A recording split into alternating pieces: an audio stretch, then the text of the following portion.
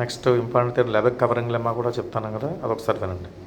లెవెక్ covering lemma statement ఏంటంటే in sequentially compact metric space every open cover have a Lebesgue number. ఒక metric space sequentially compact అయినప్పుడు దానికి ఉన్న compact అంటే open cover ఉంటుంది కదా, ఓపెన్ కవర్ నుంచి ఒక నెంబర్ పట్టరావచ్చు, ఆ నెంబర్ లెవెక్ నెంబర్ అంటారు. దీని కాన్సెప్ట్ డెఫినేషన్స్ ఫస్ట్ చూడండి. డయామీటర్ ఆఫ్ ఏ సెట్ అంటే తెలియాలి. డయామీటర్స్ ఆఫ్ సెట్ అంటే మీనింగ్ ఏంటంటే ఒక డినోట్ బై డిఐ ఆఫ్ ఏ అంటాం. అదేంటి సుప్రీం ఆఫ్ దాంట్లో 2 ఎలిమెంట్స్ తీసుకోవడం, ఆ డిఫరెన్స్ కట్టడం. మెట్రిక్ స్పేసే కదా డిఫరెన్స్ కట్టదు కదా డీతోను, ఆ డిఫరెన్స్ సెట్ నోట్ చేస్తాం. దాంట్లో ఏదైతే పెద్దదో అనే డయామీటర్ అంటాం. డయామీటర్ ఆఫ్ సెట్ అంటే మీనింగ్ ఏంటి, ఒక సెట్లో 2 ఎలిమెంట్స్ తీసుకోండి, ప్రతి 2 ఎలిమెంట్స్ తీసుకోండి, డిస్టెంట్ ఎలిమెంట్స్, వాటి డిఫరెన్స్ క్యాలిక్యులేట్ చేయండి, వాటిలో సుప్రీం చెప్పండి, దాన్ని డయామీటర్ ఆఫ్ ఏ అంటాం. నెక్స్ట్ లెవెక్ నెంబర్ అంటే ఏంటి, ఇప్పుడు ఇందాక మనం ఎక్స్ అనేది కాంపాక్ట్ స్పేస్ తీసుకున్నాం కదా, దాని ఓపెన్ కవర్ ఉంటుంది కదా.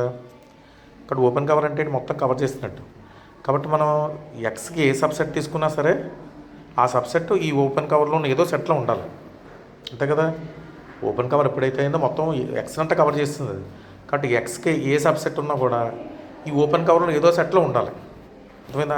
అది డెఫినేషన్ వస్తుంది చూడండి. Given an open cover of X metric space.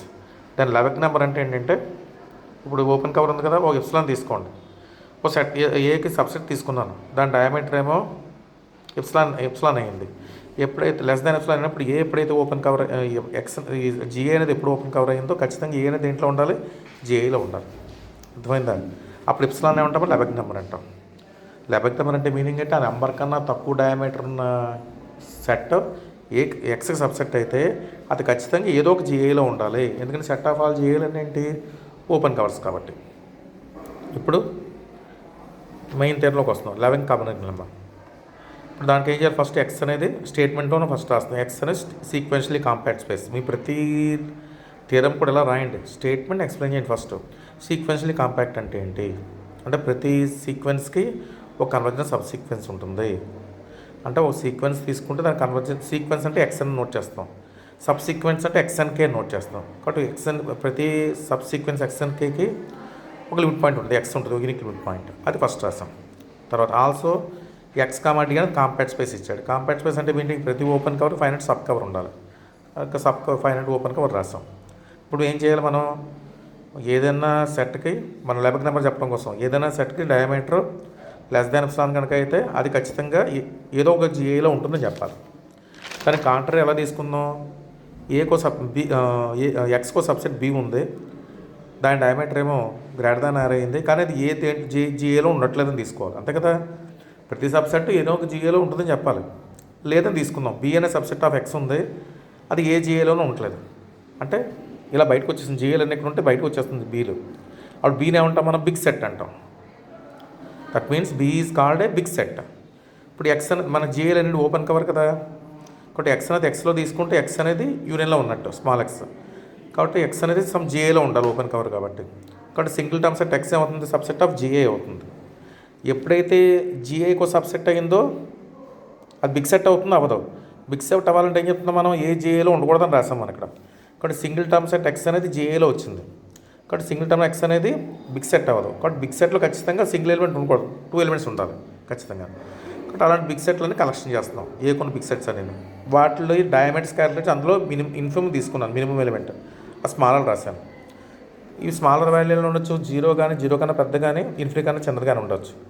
అంటే ఇలాంటి ఆర్ ఉండదని చెప్పాలి మనం. ఇప్పుడు మన కాంట్రాక్షన్ చెప్పాలి, ఇలాంటి ఆర్ ఎగ్జిస్ట్ అవ్వదని చెప్పాలి.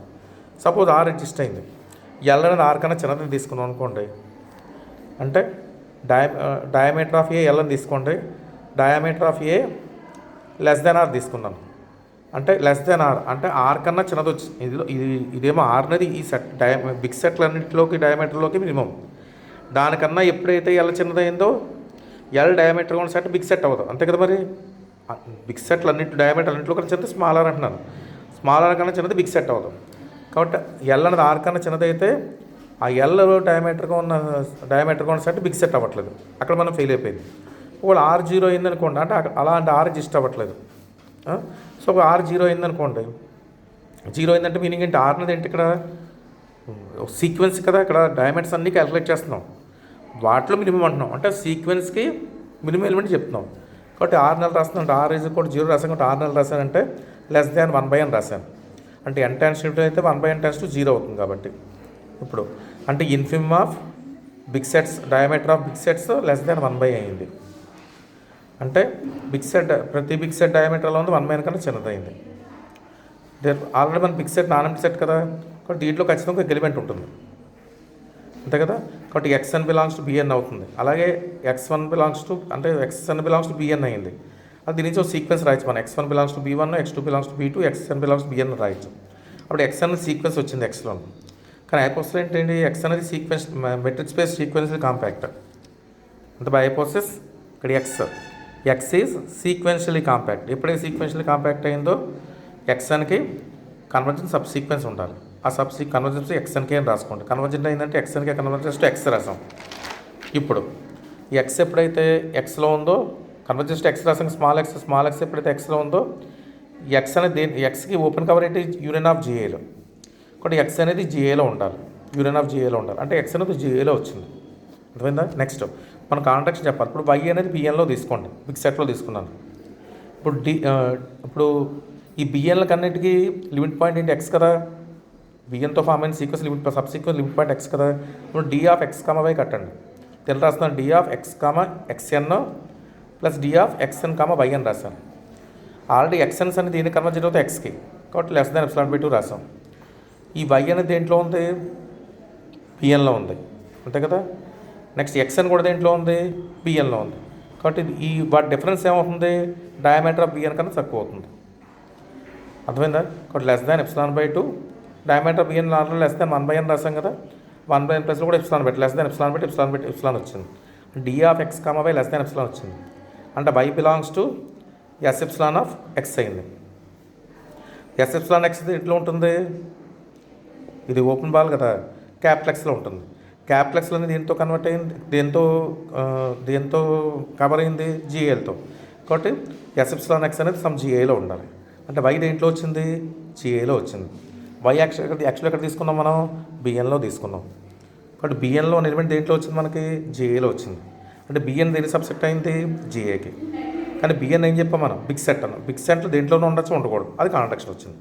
అంటే ఎల్ లెస్ దాన్ ఆర్ తీసుకున్న కాంట్రాక్షనే, ఆర్ ఈక్వల్ టు 0 తీసుకున్న కాంట్రాక్షన్ వచ్చింది. కాబట్టి అలా ఆర్ ఎగ్జిస్ట్ అవ్వట్లేదు. దేర్ ఫోర్ బిగ్ సెట్ లేవు, therefore number exist big number ఉంది.